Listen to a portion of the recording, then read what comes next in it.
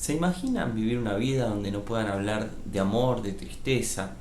Donde no puedan decir que se sienten melancólicos o nostálgicos, donde algo les molesta y están muy tristes con ello. ¿Se imaginan no poder mencionar ninguna de todas estas palabras que tienen que ver con nuestras emociones? Sería raro, ¿no? O parece algo bastante extraño.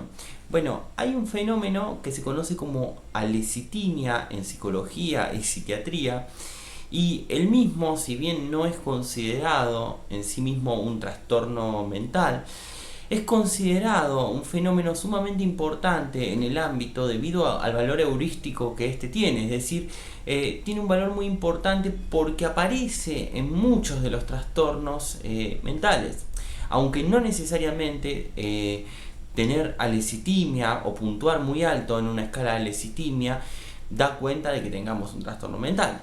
Ahora, ¿en qué consiste esto? ¿En qué consiste la lecitimia?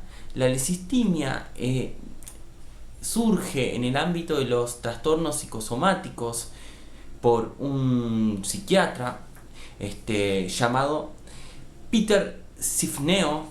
En 1973 toma por primera vez el término alecitimia, y si ustedes escuchan la palabra el prefijo a es negación siempre. El lesi hace referencia a léxico, a palabra, a lenguaje, podríamos darnos cuenta muy rápidamente, y timia hace referencia a las emociones, es decir, sin palabras para las emociones, podría ser una traducción posible así muy rápidamente. Es decir, nosotros las emociones las sentimos en el cuerpo constantemente. Todas las personas sentimos una serie de reacciones a las cuales acuñamos con el término emociones. Les ponemos un nombre a distintas reacciones. Por ejemplo, a la alegría, al miedo, ¿no? Cuando sentimos miedo, ¿qué sentimos? Sentimos palpitaciones, sentimos que nos tensionamos, es decir, un montón de respuestas a nivel corporal. Estas respuestas les ponemos una etiqueta, decimos siento miedo o siento ansiedad, etcétera, etcétera. Es decir, aparece una suerte de etiquetamiento psicológico sobre esas respuestas que el cuerpo va generando. Bueno, ¿qué pasaría si este etiquetamiento fallaría?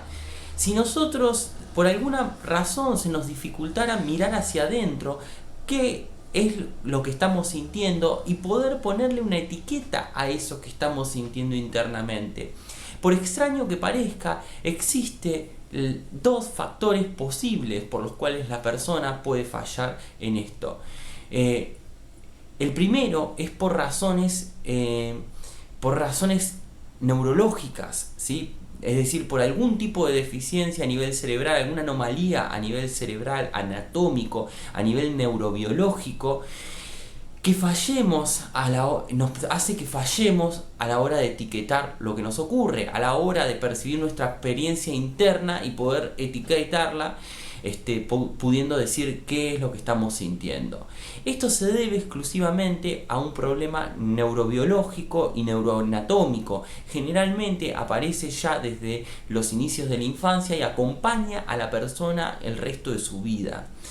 Es casi un rasgo de personalidad, vamos a ver. ¿Por qué? Porque no lo va a poder cambiar la persona, o difícilmente lo pueda cambiar. Ahora, otra posibilidad de que aparezca la lecitimia, es decir, este fenómeno en el cual a la persona se le dificulta para registrar sus propios estados internos y sus emociones, es que sea a nivel psicológico. En este caso, está más relacionado con circunstancias ambientales, no con un problema neurológico, neuroanatómico o biológico, un problema corporal, bien dicho de una manera sencilla, sino que con problemas más bien ambientales, como por ejemplo la educación que la persona tiene, es decir, una persona, por ejemplo, donde por la educación que tiene, los padres que tuvo, no se le enseñó correctamente a poder identificar sus emociones, a poder ponerlas en palabras, a poder hablar de sus estados internos, sino que se priorizaba hablar de cosas sumamente objetivas y externas constantemente. Otra posibilidad es también haber vivido algunas situaciones traumáticas relativamente fuertes que hagan que la persona desconectarse de sus emociones, desconectarse emocionalmente, haya sido, digamos, en ese momento adaptativo para esa situación tan fuerte que vivió. Pero en líneas generales, en realidad esta distinción es un tanto arbitraria. No podemos separar tajantemente lo corporal, lo neuroanatómico de lo psicológico. En realidad repercuten. Si yo tengo un problema, por ejemplo, neuroanatómico y no puedo hablar de mis emociones, es muy probable que a la hora de relacionarme con una pareja haya factores ambientales y de interacciones vinculares con los demás que empeoren el problema en vez de ayudarlo. Ahora, si por ejemplo se me brinda apoyos externos, como pueden ser situaciones prototípicas para que yo pueda decir cuáles son las emociones que típicamente siente la gente, yo a través de un listado podría agarrar y suplir algo de esta falencia, y manejarme socialmente mejor. Entonces quiero decir que esta diferenciación es relativa, pero a los fines diagnósticos puede ser muy útil. Bueno, punto importante, imagínense en qué áreas a estas personas se les dificulta enormemente las relaciones y también la adaptación en general, ¿no? Podríamos pensar. Podríamos decir en línea general que estas personas van a tener ciertas características. Punto 1, van a dificultárseles poder identificar sus emociones, es decir, cuál es la emoción o sentimiento que están sintiendo en este momento, por ejemplo. Poder ponerle el nombre, la etiqueta, ¿sí? Por ejemplo, ahora me siento feliz o ahora me siento contento por poder hacer este video. Bueno, esa es la emoción. Para hacer eso tengo que poder identificar cuál es la emoción. El segundo punto que se les va a dificultar mucho es describir las emociones y sentimientos. ¿Cómo son esas emociones y sentimientos? ¿Cómo se siente? Bueno, yo me siento motivado, me siento con energía, con ganas, me siento activo, por ejemplo. Bueno, poder hacer esta descripción a una persona con alecitimia se le va a dificultar muchísimo, se le va a complicar. El tercer punto que podemos decir es la dificultad para diferenciar los sentimientos y sensaciones corporales. Por ejemplo, distinguir cuando la persona se siente triste de cuando, por ejemplo, tiene hambre, o cuando siente miedo de cuando se siente o ansioso de cuando se siente cansado. Estas distinciones entre lo corporal, las sensaciones puramente corporales y las emociones se le va a dificultar muchísimo a las personas con alecitimia. La cuarta característica que tienen es dificultad en la capacidad de poder fantasear. Tienen cierta dificultad en dos cosas: la capacidad para poder fantasear y también en el pensamiento simbólico. Por decirlo de alguna manera, está reducida la capacidad de fantaseo y de utilización de un lenguaje simbólico. Por ejemplo, el uso de la metáfora. Es como un lenguaje, uno escucha un discurso plano, un lenguaje muy objetivo, muy descriptivo, pero muy poca capacidad de poder volar, fantasear, imaginar ideas. ¿Qué pasaría si tal cosa? ¿O sería muy divertido tal otra? Bueno, este tipo de lenguaje metafórico, de fantaseo, se le dificulta mucho. Por eso vamos a observar un lenguaje plano, más bien aburrido, ¿sí? Relatan las situaciones de manera demasiado objetivas y muy monótonas. Ese es el punto. Como hay mucha dificultad para la expresión también de las emociones, vamos a ver, podríamos agregar un quinto punto para la expresión de las emociones. Vamos a ver que lo que es la prosodia está muy afectada. No hablan, por ejemplo, con muchísimo entusiasmo cuando sienten una situación entusiasma. Por ahí es un lenguaje muy plano y muy poco afectivizado, si se quiere. Entonces todo es un tono medio monocorde, por decirlo de alguna manera. Y también, no solo en el cómo dicen, sino en qué dicen. Vamos a ver también que hay poca capacidad de fantaseo, de imaginación. Está reducido, no es que no lo hay.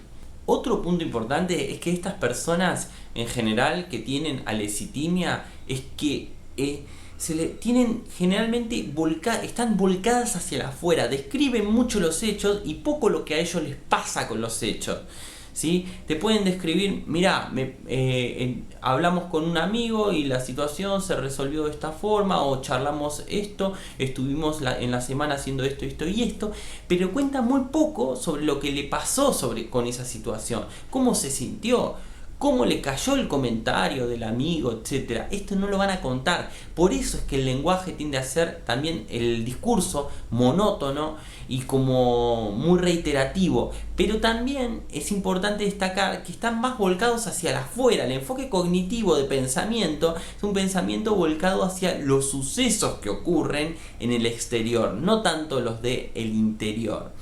Y es importante destacar que obviamente también tienen dificultades en la expresión de las emociones. Les cuesta expresar, por ejemplo, facialmente de manera adecuada. Si por ejemplo yo estoy motivado en este momento cuando estoy haciendo este video para ustedes, podría expresarlo de la siguiente forma, hablando rápido, con entusiasmo, con gestos, ¿no?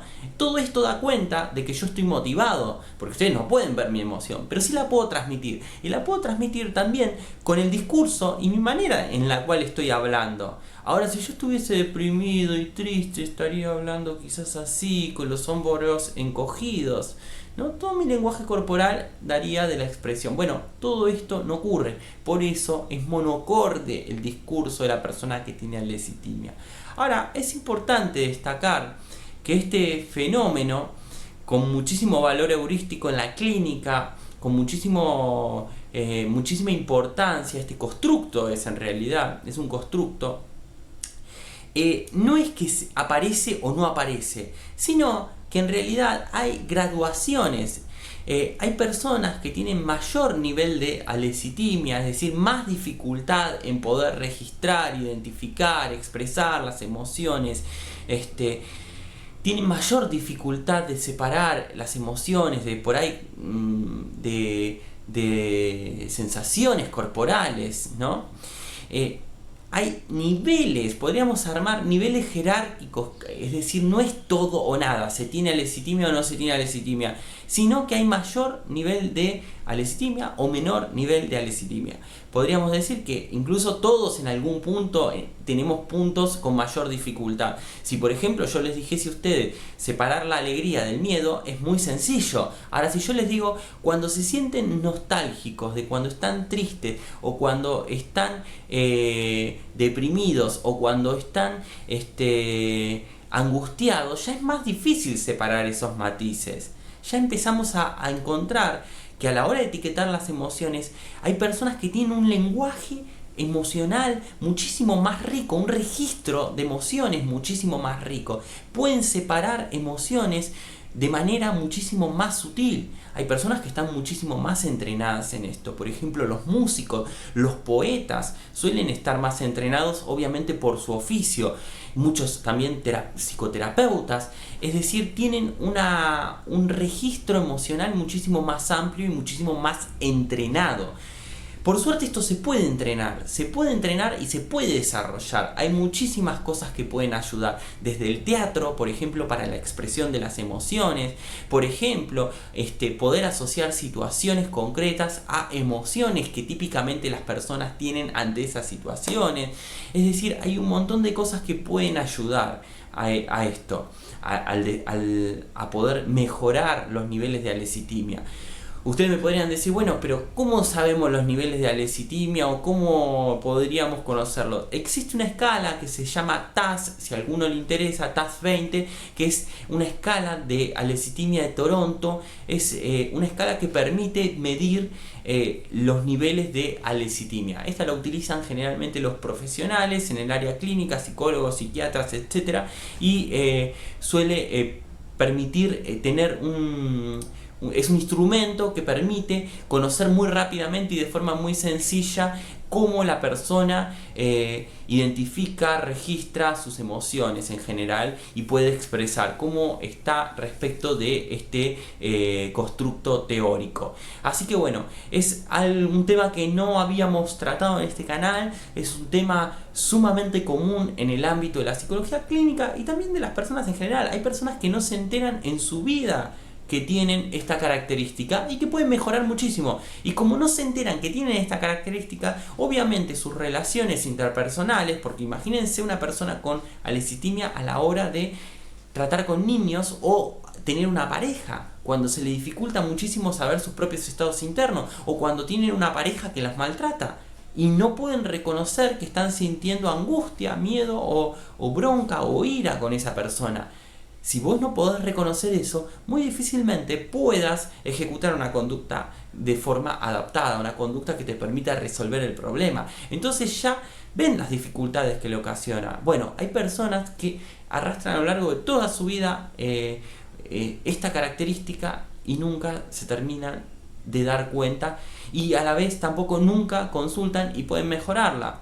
Es decir, son lo que se conoce en psicología y en el ámbito médico como anómicos, o sea, no hay reconocimiento de la enfermedad. La enfermedad genera también la falta de reconocimiento. Son analfabetos emocionales, por decirlo de alguna manera, también tomando un término que acuñó Daniel Goleman. Así que bueno, espero que les haya gustado este video. Si les gustó le pueden dar like, si quieren hacer un comentario los invito a que lo hagan. No dejen de suscribirse, de apoyar los videos. Es una forma, bueno, de apoyar el canal en general y de que podamos seguir creciendo en esta comunidad, difundiendo sobre estos temas que son, creo yo, de particular importancia.